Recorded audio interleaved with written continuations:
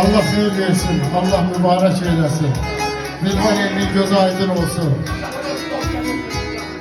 Azerbaycanımın güzel şairi, şair İmran Bey, Güllü Bulaqlı'nın Vətəndir adlı şehrinden bir küsben sizler için seslendirip sonra bulaqlarımızı davet edeceğiz.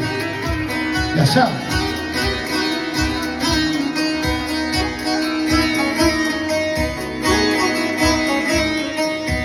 Azerbaycan adlı büyük vətənin acıhın dalgalanan bayrağı da vətəndir.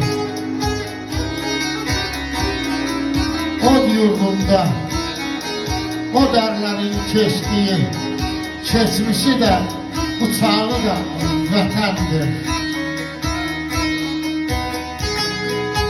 Oğullar her libası giyimler, sınmayıptı her ne kadar döyüpler.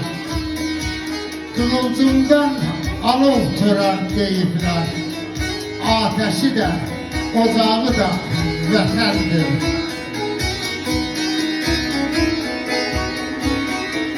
Bu vətənə şəhid, qazi gətirən, her azabı yüreğine ötüren,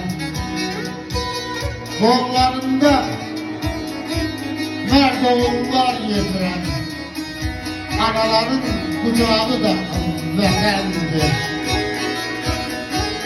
Tələbəmiz rəmzi oldu qeyrətin, galip yurdun, galip xalqın, milletin, neçə yerə parçalanmış memleketin yakını da uzağı da vətəndir.